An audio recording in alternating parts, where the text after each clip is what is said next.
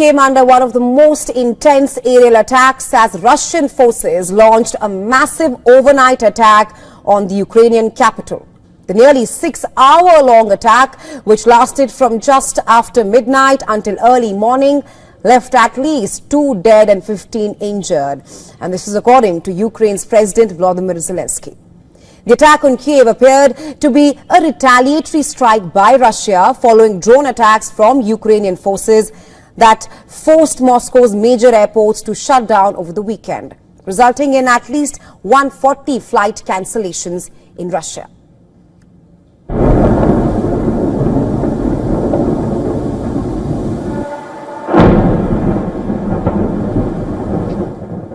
Well, throughout the night, the sky above Kyiv lit up with orange flashes as explosions echoed across the city.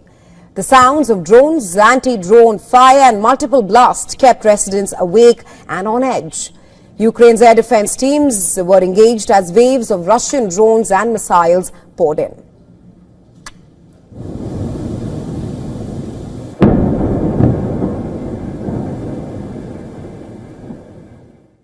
And well across Kyiv, thousands took shelter in subway stations. Kyiv residents said loud explosions have become the new normal for many in Ukraine.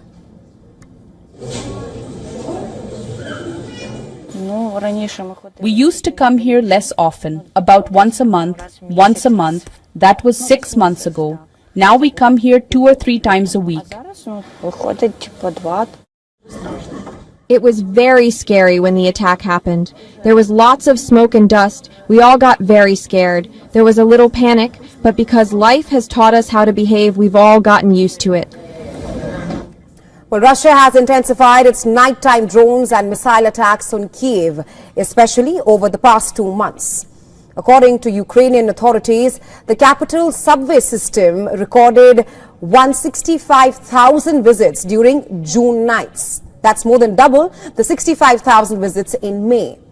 Officials further said that at least 4 districts in the city were hit while fires broke out not just in residential buildings by the Russian attacks, but also in a kindergarten, a supermarket and several warehouses. Visuals from the scene show widespread damage, with rescue teams clearing rubble and securing the affected areas. Last night, our capital city was subjected to a combined massive missile and drone attack from Russia. Once again, this month and last month, we see that they are directing a very large number of drone strikes and cruise and ballistic missile. It's also important to note here that Moscow has repeatedly stated that it does not target civilian areas in Ukraine.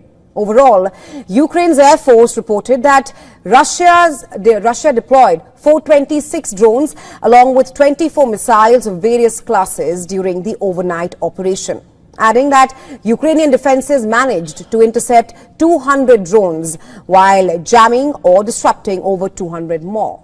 On the other hand, Moscow faced drones for the 5th straight night. In the latest attack, a Russian railway station was damaged in a Ukrainian attack.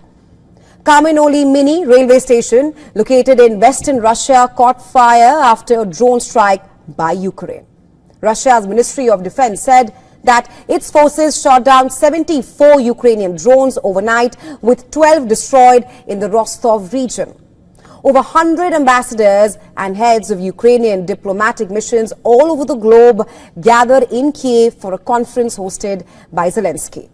The event reportedly aimed at increasing cooperation between Ukraine and its global partners, as well as strengthen diplomatic efforts in arms supplies, reconstruction, among other key issues for Ukraine as it continues to battle Russia. Now, Monday's attack on Kyiv marks the first large-scale bombardment of the capital since Keith Kellogg, the special envoy to Ukraine, arrived in Kyiv last week. Russia had reportedly paused strikes during Kellogg's visit to the capital. Now, all these developments come just days after Zelensky proposed a new round of peace talks to Moscow. The Kremlin earlier this month said it was ready to continue talks with Ukraine after U.S. President Donald Trump gave Russia a 50-day ultimatum, perhaps a window to strike a peace deal or face severe sanctions. With no concrete progress on that as of now, Ukraine's capital for now is counting the cost of another devastating Russian attack.